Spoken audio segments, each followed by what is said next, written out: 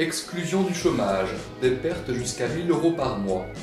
Depuis le 1er janvier 2015, plus de 30 000 personnes ont été exclues du chômage. C'est une information qu'on peut entendre à la radio comme à la télévision aussi. Voilà, c'est pas très intéressant, on enchaîne.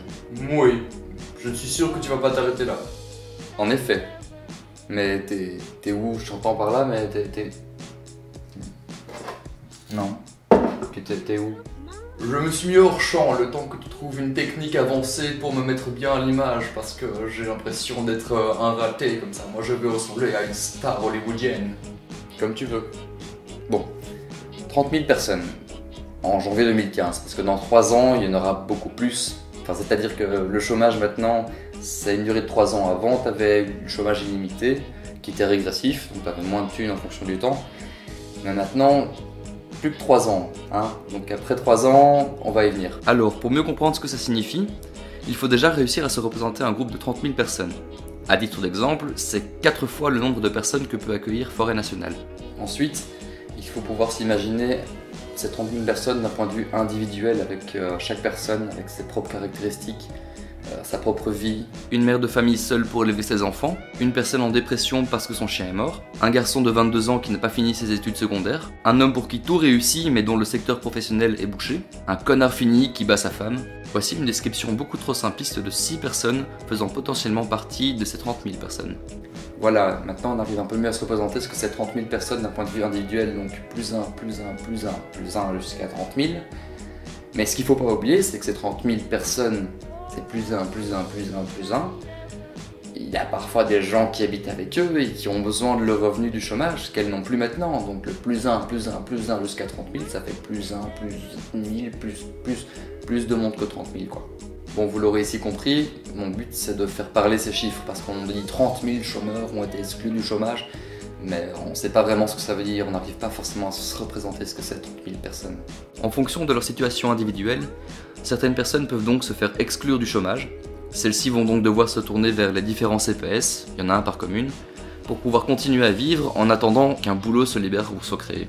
Attention, hein, qu'on soit bien d'accord, continuer à vivre, ça veut pas dire avoir une vie normale. Hein. Tu pars pas en vacances, tu vas pas au cinéma, voilà.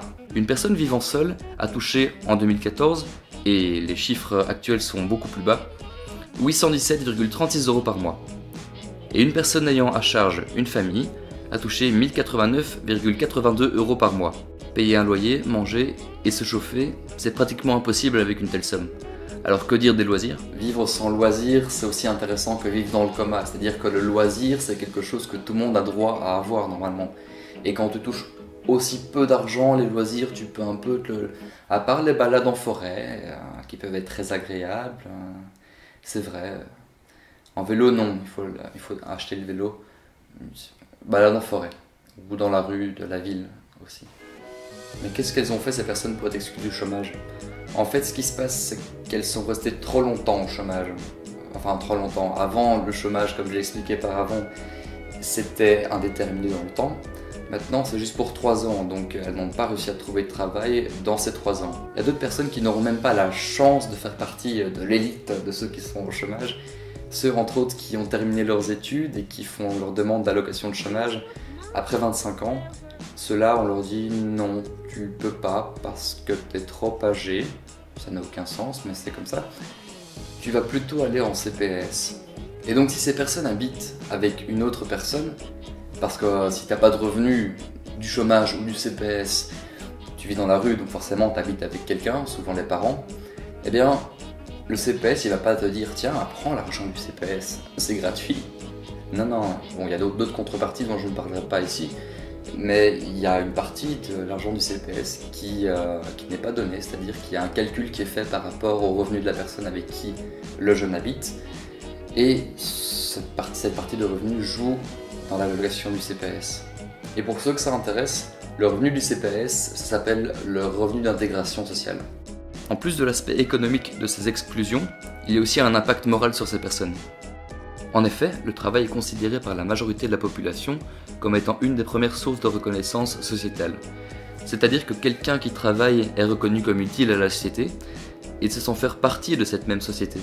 Sans travail, certains de ces chômeurs et ex-chômeurs ressentent une réelle exclusion de la part de la société tout entière, ce qui peut être une route toute tracée vers la marginalisation. La marginalisation, ça veut dire devenir clodo en fait. Mais oui, mais on est bien d'accord qu'il y a quand même des profiteurs. Oui d'accord, mais est-ce que c'est pour autant qu'il faut abandonner le droit au chômage? Surtout en cette période où il n'y a pas assez de travail pour tout le monde. Un kit de protection à destination des femmes sans domicile fixe. On parlait de marginalisation dans le sujet précédent, et donc c'est une transition réussie. Ouais, bien joué. Merci.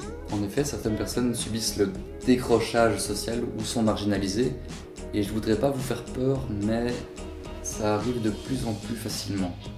Il suffit de la perte d'un proche, de la perte d'un emploi, d'un échec amoureux ou encore d'une entreprise qui fait soudainement faillite pour que certaines personnes se retrouvent dans la rue. Oubliez le clochard ignorant, voire un peu débile à la barbe blanche avec son chapeau et sa bouteille de rouge. Maintenant, ce sont des avocats, des économistes, des comptables ou encore des assistants sociaux qui sont à vos côtés dans la rue, sans que vous n'y prêtiez presque pas d'attention. Bon d'accord, je généralise un petit peu, mais il y a quand même le fait que la plupart d'entre nous, moi y compris, quand on voit la misère comme ça dans la rue, en passant, on a peur de regarder, on dévie le regard, parce qu'on sait que ça pourrait nous arriver à nous aussi. Et parmi toutes ces personnes, 17 000 personnes plus ou moins en Belgique, presque 3 fois forêt nationale, parmi toutes ces personnes, il y a des femmes. C'est assez facile d'imaginer tout ce que ces femmes peuvent subir dans la rue face à des hommes plus endurcis qu'elles, marginalisés, et qui ont parfois perdu l'éthique la plus basique du vivre ensemble. Ils se font violer en gros. Alors, une association, Corvia, Bah oui, pas le gouvernement. a décidé de fournir à ces femmes un kit de protection comprenant un kit de premier secours, Pour les agressions diverses et variées, les numéros d'urgence, pour les agressions qui vont trop loin, une paire de jumelles pour scruter les éventuels agresseurs, et une petite alarme. pour signaler la détresse ou bien pour faire fuir l'agresseur. Personnellement, moi je trouve que c'est une bonne idée, mais c'est toujours un peu l'idée pansement, vous savez, mettre une pansement sur une plaie purulente, ça sert pas à grand chose. Il faut plutôt éviter la plaie purulente et travailler en amont. Mais malheureusement, travailler en amont, c'est un travail de longue haleine pour les ASBL qui n'arrivent pas à faire ce travail de longue haleine pour une question de subside. Et donc, elles n'arrivent pas à le faire toutes seules. Ça y est, là il va nous mettre un numéro de compte pour faire un don. Non, chacun est libre de faire ce qu'il veut. Sauf que c'est intéressant quand même de savoir ce qui se passe autour de nous. Quand on passe dans la rue et qu'on voit quelqu'un par terre, il faut se demander comment ça se fait qu'il est là. Et c'est une première étape, et étape par étape, peut-être qu'on arrivera à changer en amont la société. Oh, la société moderne! Voilà, c'était un épisode un peu spécial cette semaine-ci. J'ai essayé de prendre que 2 sujets et de les travailler plus en profondeur. Maintenant, j'espère que ça vous plaît. Si ça vous plaît pas, je vous invite à le mettre en commentaire, comme ça je pourrais éventuellement m'adapter à ce qui vous intéresse le plus, parce que moi si je fais ça, c'est pour moi en partie, mais c'est aussi pour vous. Encore une chose, j'insiste pas souvent dessus, mais le partage de la vidéo, c'est un peu la reconnaissance que vous me donnez par rapport au travail que je fais. Ça me permet de continuer et de faire ça dans la bonne humeur et la motivation. Ouais. Donc n'hésitez pas à partager et à m'encourager à continuer à faire ces vidéos, si vous aimez bien sûr, sinon vous pouvez juste ne rien faire et ça changera rien.